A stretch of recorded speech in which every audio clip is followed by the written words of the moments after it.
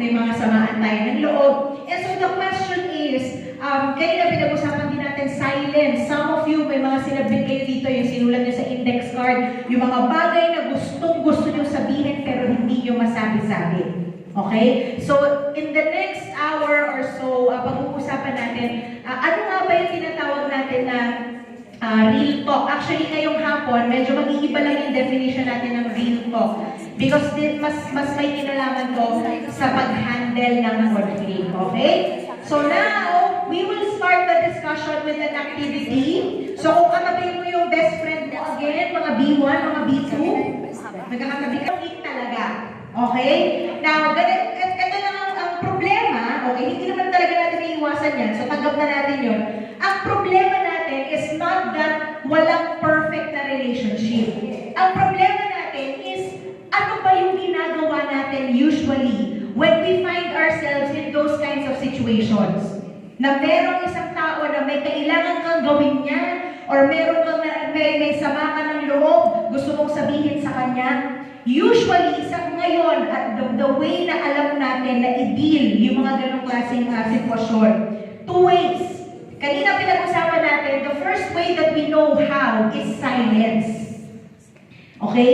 Ito yung less obvious, pero dangerous. Okay? Hindi tayo magsasalita. Pero kanina, pinag-usapan natin, silence is not truly silent. Tama? Dahil kung may sama ka ng loob, may kailangan ka sabihin, pero hindi mo masabi-sabi, you don't talk it out, but you act it out.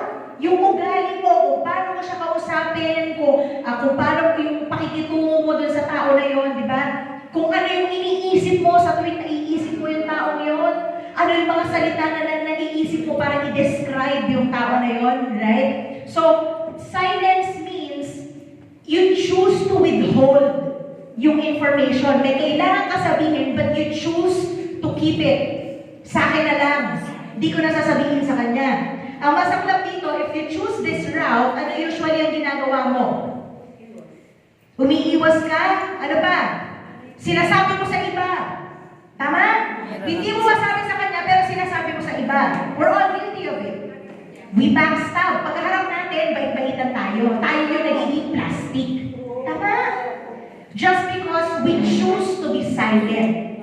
Right? Pero tayo yung nasa stress, di ba? Tayo yung hina-high blood, tayo nagkakadandruff, yung nagmamanifest yung stress sa physical nating katawan, tayo nagkakasakit, tayo yung hindi nakakatulog, di ba, no? For all you know, siya party-party siya, ikaw dyan, nasa kama ka lang nursing a broken heart, o ano ka? All because you choose to be silent. Okay? Sometimes, and minsan nagagawa natin yung second way, okay, of dealing with conflict, and that is violence. Pag sinabing violence, it's either verbal or physical violence. Ibig sabihin, in some shape, way, or form, lumalaban tayo. Minsan nagagawa natin ito kapag quote-unquote, punong-puno na tayo. Tama? Pero ang nangyayari sa atin is that when we choose the violence route, ang nangyayari sa atin is nakakagawa tayo ng mga bagay na tayo mismo hindi natin nagugustuhan. Tama? We do things and we say things at the height of our emotion.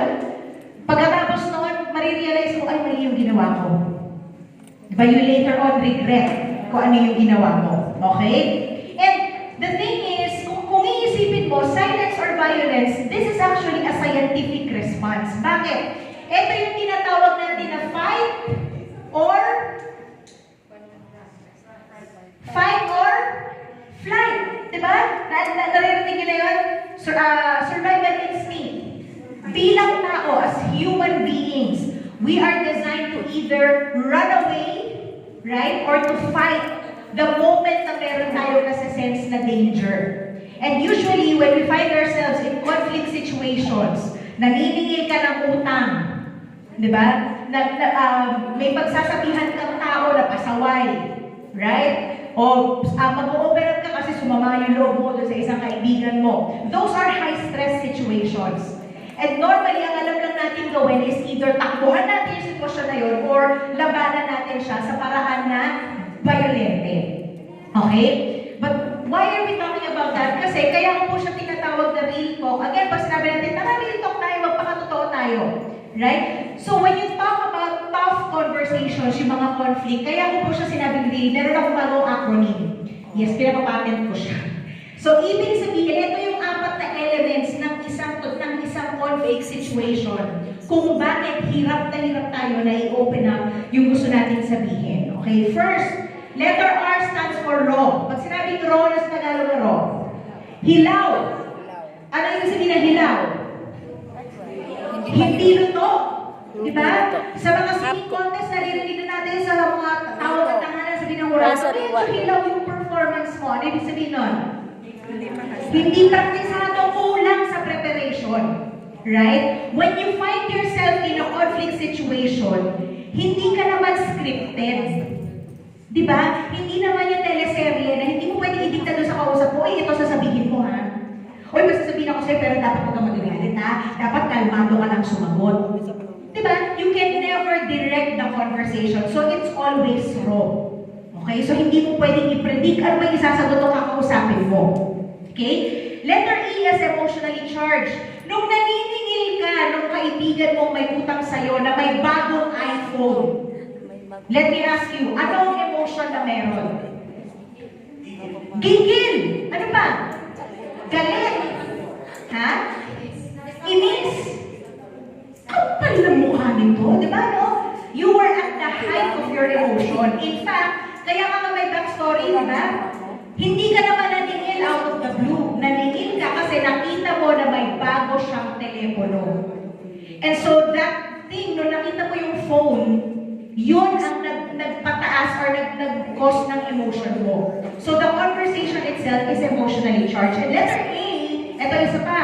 When you are in a conflict, katulad ng picture na pinakita ko sa inyo kanina, yung taong kakausapin mo, feeling mo, kaaway mo siya.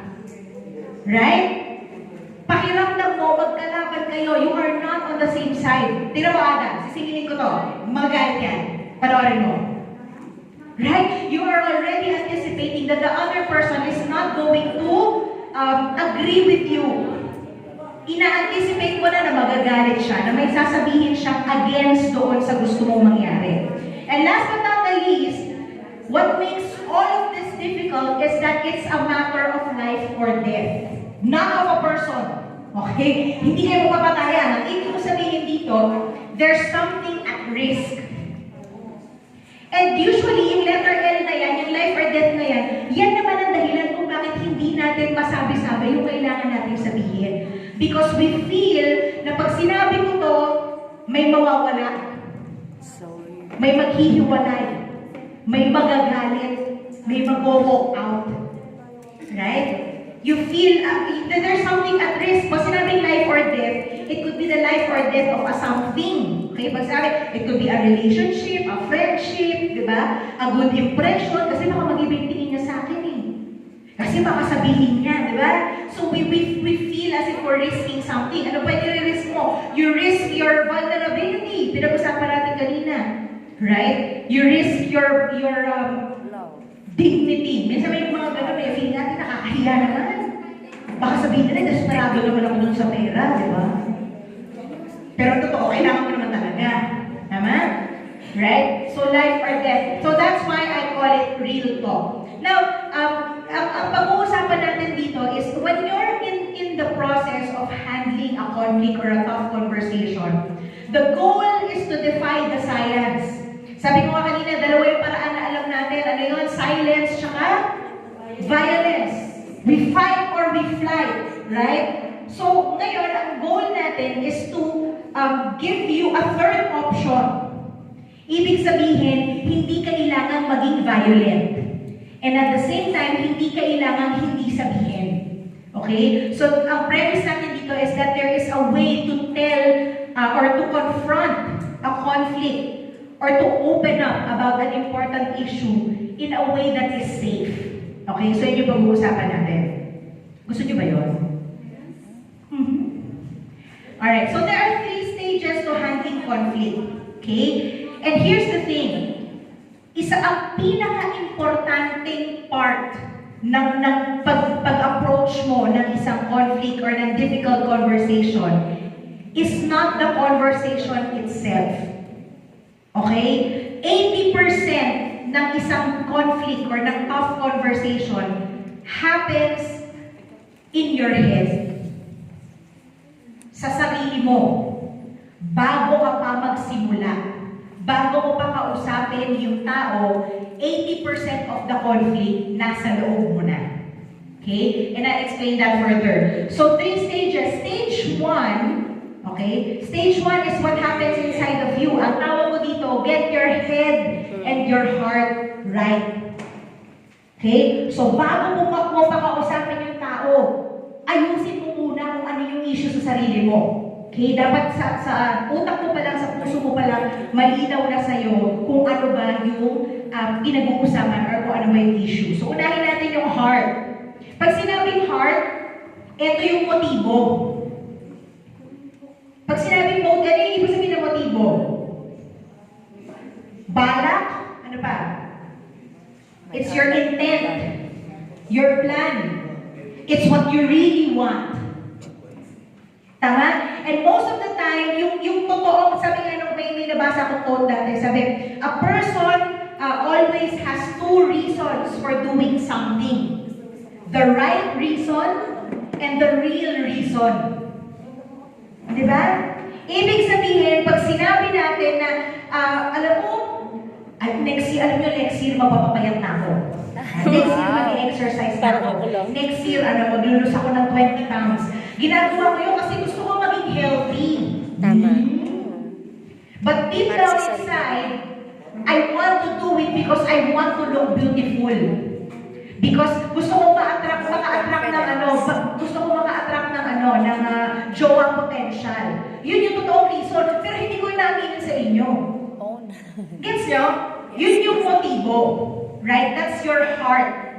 Ibig sabihin, yun yung puso na nilalagay mo doon sa isang bagay na gusto mo o ayaw mong gawin. Motive. Okay? Lagi ko sinasabi, motive matters. Okay? So, ano ibig sabihin nito? Here's the thing. I want you to think about either yung ni-role play nyo kanina or yung mga sinulat nyo dito. Hindi ko akala. Nabusahin niya. Think about, gusto nyo ba? Think about the conversations that you wrote in the index card. Again, anong premise natin? Ito yung mga bagay na gustong-gusto mong sabihin, pero hindi mo masabi-sabi. So as we go through the presentation, pag-isipan mo yan, yung sinulat mo. Kasi makaka-relate ka. Okay, motive. Usually, itong bagay na to na sabi mo nga, hindi ko masabi-sabi, normally, yung kagustuhan mo na i-open up siya, or yung kagustuhan mo na sabihin siya dun sa tao, yung motibo mo, malinis. Tama? Gusto ko sabihin sa kanya na nasaktan ako kasi syempre importante sa akin yung friendship namin. Ayoko namang dahil dito, di ba? Para mag-end yung friendship namin, gano'n na lang, basta-basta, hindi na kami mag-uusap. Magkababata kami, tagal na namin, di ba? Dami na namin mga sikreto na napag-sharean, di ba? Dami na namin mga adventures, right? So in other words, you have the purest of motive for wanting to open up your concern. Okay? However, ito ang nangyayari sa atin. The moment that you get into the conversation, your motives can change without you knowing. Hindi mo namamalayan. Ang tawag dito, secondary motive. Okay? Nung nilapitan mo yung kaibigan mo, naniningil ka kasi nakita mo may bago siyang phone, what was your motive? What was your primary motive? Magbayad. Right? Napakasimple. And it's fair. It's right. Karapatan mo yun. Tama, mali? Walang masama. Tama? But here's the thing. Nung sinabi niya sa'yo, okay, think, sino yung nag-respond doon? Sino yung naniningil? B1, B2? Si B2. B2. O, B2. Nung sinabi sa'yo ni B1 na hindi ako nanalo sa loto, okay? Pansinin mo kung ano yung response. Sabi niyo, ano yung response niyo? Lagi na lang yan ang rason mo. Ang kapal na mukha mo. Question, Kung gano'n ang sagot mo, sa tingin mo magbabayad siya? Right? Bakit? Kasi nasaktan na siya. Because without you knowing, your motive in the conversation changed. When you say secondary motive, for example, saving face, ano ibig sabihin nito? Para hindi ako makuha mali. Para hindi ako mapahiya. Right? What else? Defending my dignity. Mas maganda Ang yun. kapal na mukha mo, ikaw na nga yung may utang, ikaw pa yung may gana magsabi ng ganyan. Diba? So you want to keep your dignity. Or minsan, we choose to be silent. We choose, hindi, sige, okay na, wag na lang. Because you want to keep the peace. Kunwari, but deep down inside, kumukulo ka pa rin. Tama? Secondary motive, you avoid making someone cry. Kasi aga nakita ko, nangingilit-ngilit na yung luha sa ano niya, kaya tinigil ko na lang. Or, maybe you want to make someone cry. Diba, hindi natin namamalayan, but think of those conversations kung saan hindi masyadong maganda yung naging ending. Nag-away kayo. Right? Ikaw mismo, alam mo na nagbago yung motibo mo. Tama mali? Right? So without knowing it, your primary motives get overridden by a secondary motive. All of a sudden, what matters is that you turn out to be the good person. Gusto mo, ikaw pa rin ang panalo. Psycho. Okay? So that's what you call a secondary motive. So ano kailangan gawin? So, like I said, they will cause you to act the exact, to get the exact opposite of getting what you want. In other words, if you're acting from your secondary motive, it actually prevents you from getting your primary motive in the first place. Sabi nyo nga kanina, kung sabihin mo doon sa may utang sa'yo, kapal naman ang mukha mo, sa tingin mo magbabayad siya. Di ba?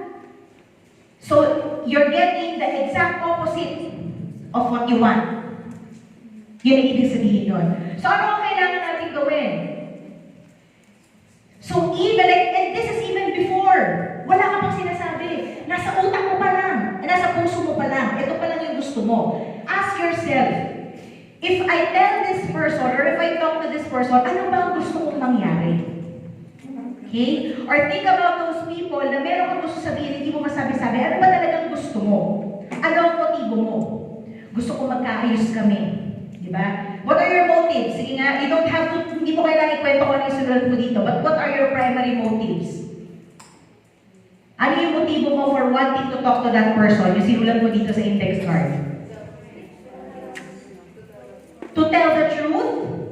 Para marinig din sa kanya yung totoo? Di ba? No? Ano ba? Ha? To get result? Ano ba? Peace of mind? Para maging malinaw? Masagot yung tanong? Di ba? So ask yourself, ano ba talaga ang gusto ko? And if you think about it, napaka-harmless ng mga gusto niyo. Gusto ko lang naman nasagot. Gusto ko lang naman ng totoo. Gusto ko lang naman ng resulta. Gusto ko lang naman ng kapayapaan. Di ba? World peace. Di ba? Right? And then ask yourself, what am I acting like I want? Kung tinaas ko ba yung boses ko? Okay? Normally kasi nangyayari sa atin, kapag merong tao, may kausap ka na may sama ka ng loob sa kanya. Usually, kakausapin mo siya, hindi lang sa paraan na gusto mo lang i-express yung sarili mo, but you want to make sure na yung sasabihin mo sa kanya masakit. Di ba? Gusto mo kasi para maramdaman niya, kasi nasaktan ako eh. Right? So ask yourself, what do you really want? So that's the heart. Ano yung tinatawag natin heart? Your motive. Okay? Your motive. Alright? Tapos, meron din tayo tinatawag na either-or trap. Ano ibig sabihin nito? One of the reasons why hirap na hirap tayo mag-open up is because we feel that we have to choose. Okay? Pag sinabing either-or, ang tawag, it's a false choice between two bad alternatives. Okay? So, feeling mo, ano ba? Sasabihin ko ba? O hindi na lang kami mapapansinan? Yan, mga ganyan, di ba? So, in other words, those are two bad choices. Di ba, mag-aaway ba kami o hindi na lang kami mapapansinan? So either way, talo ka. Tama? Either way, masakit siya pakinggan. Gusto mo ba may mga tao sa buhay mo na kailangan mo pang iwasan? Ka-stress, di ba, no? Right? Sa examples of either or, ayun, sabi ko kanina, silence or violence. Ito pa isa, feeling that we have to choose between honesty and loyalty. Loyal ako sa kanya. Kaya kung meron siya ginagawa hindi ko gusto, hindi ko na lang sasabihin. Kasi loyal ako eh. Right? What else? Sino ba may kasalanan? I hate those kinds of conversation. Yung parang kanyari pag may sinabi na, alam mo ba, ganito yung nangyari sa office kanina. Talaga, sino may kasalanan? Bakit yun agad ang una natin kailangan malaman? Right? Kailangan meron agad tayong, siya kasi yung punong dulo. Siya kasi yung may kasalanan, siya yung gumawa. Right? Your fault or my fault. And again, those are two bad choices. Bakit? Kasi whether kasalanan mo o kasalanan ko, ibig sabihin, yung isang tao, siya yung naligtas. One of us is wrong and one of us is right. One of us is good, one of us is bad. Okay? Relationships or result, ayan, hit you or walk away. Sampalin pa kita, aalis na lang ako.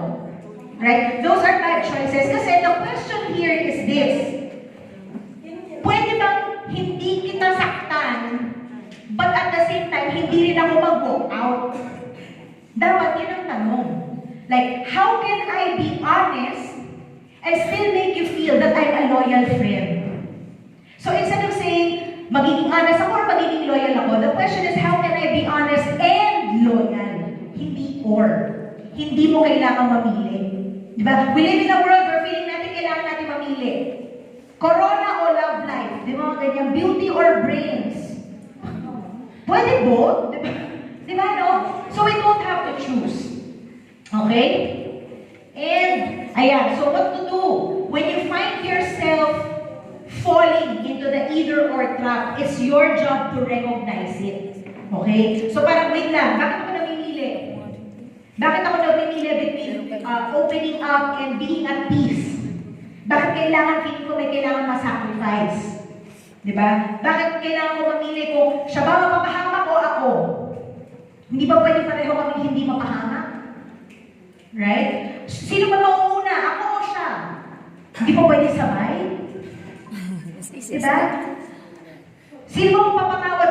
Ako, siya naman may kasalanan sa akin. Diba? So, recognize, verbalize, and realize. Okay?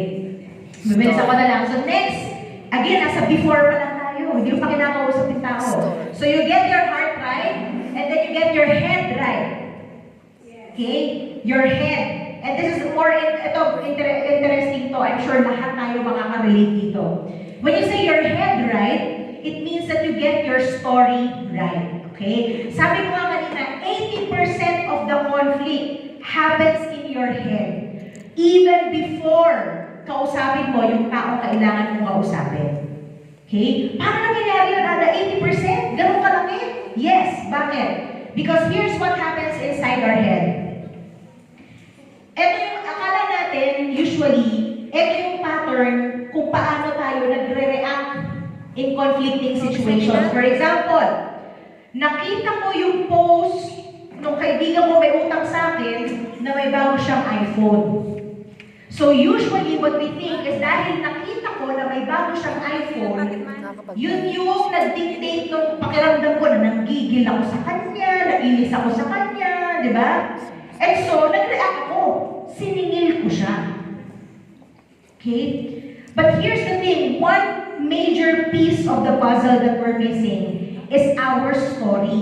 In other words, okay, 10 iba-ibang tao ang mangyari sa inyo in different situations. Meron kayong kaibigan na may utang sa inyo, na may bagong telepono. You can actually, 10 people can have 10 different reactions. In other words, it's not because of the post. It's not even because of the phone. But it is because of the story that you tell yourself in your head kung ano yung ibig sabihin nung post na yon or nung phone na yon. Ano ibig sabihin nun? Let me expound. Pag sinabi mong story comes in 3 forms. Ibig sabihin doon, nung nakita mo yung kaibigan mo may utang sa'yo at bumili ng bagong cellphone, may judgment ka about what is right or wrong or good or bad with that situation. Tatanungin kita, tama ba na merong isang tao may utang sa'yo na bumili ng bagong cellphone? Tama ba yun? See? Judgment. Because let me ask you this. Kung ikaw, sa'yo nangyari yung balita rin natin. Kung ikaw meron ka pang pinagkakautangan, regardless of the amount, regardless kung sino, may karapatan ka bang bumili ng bagong gamit para sa sarili mo? Oh, so anong diferensya? You get my point? You have judgments. Right? Pakiramdam mo wala siyang karapatan. Mali yun, Ana. Hindi niya dapat ginawa yun kasi may utang pa siya sa akin. Tama? So you have a judgment about the phone or what your friend did or the fact na may utang pa siya sa'yo at hindi pa siya nagbabayad sa bumili siya ng bagong cellphone. Right? Another version or another form of a story is conclusion.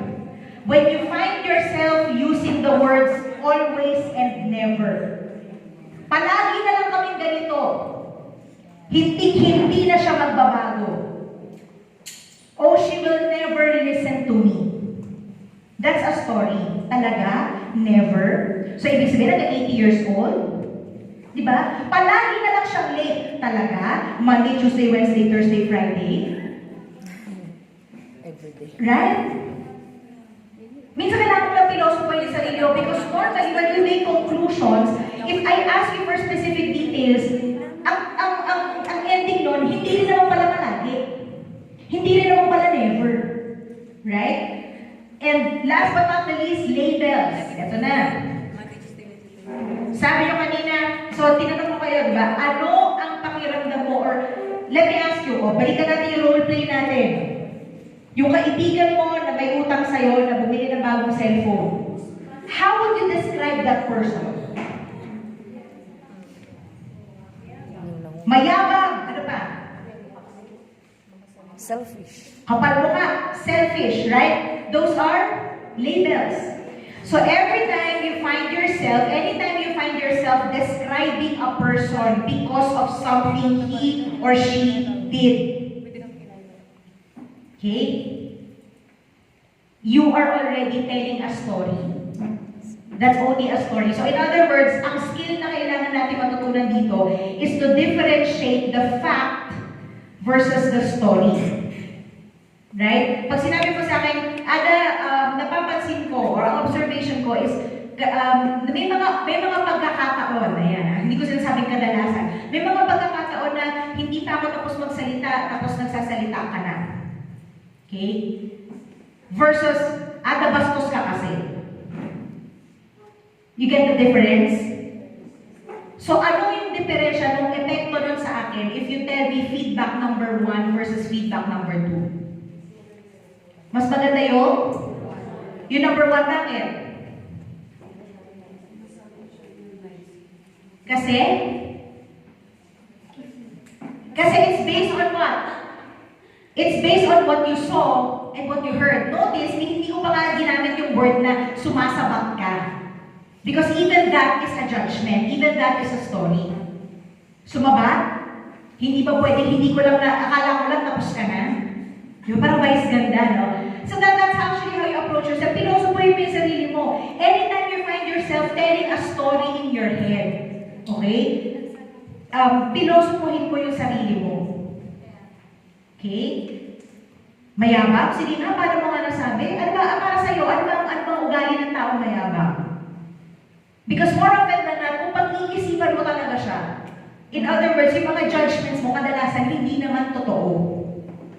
Okay? Think about the people that yung sinulatan nyo dun sa index card.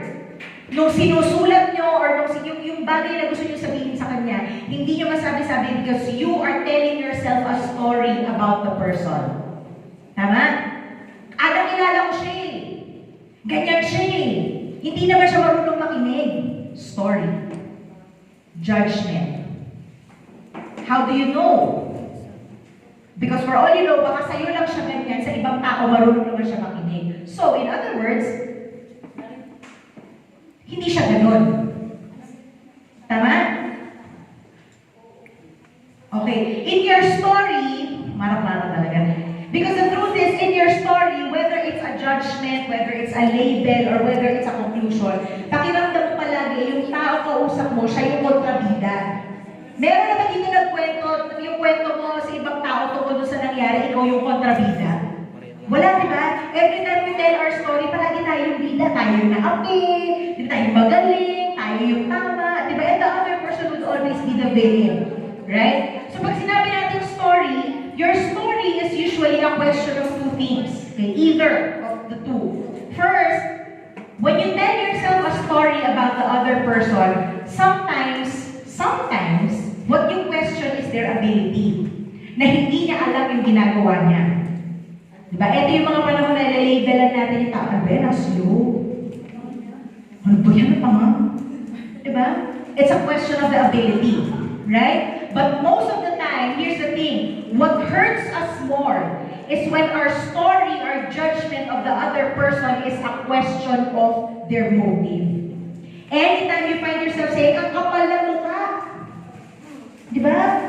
When you say those bad words about the person, you're already questioning the motive. Ibig sabihin nun, feeling mo na nanadya siya. Ibig sabihin, alam naman niya yung gagawin, alam niya yung tamang gawin, pero hindi niya ginawa. Kasi gusto niya masaktan yung damdamin ko. So it's a question of motive. Okay? May natututunan? Alright. Next, stage 2. Ayan. So that was stage 1 before. Okay, get your head and your heart right. Stage 2 is all about creating safety. Di ba sabi natin kanina, the first reason people trust another person is because they feel safe. Right? Safety.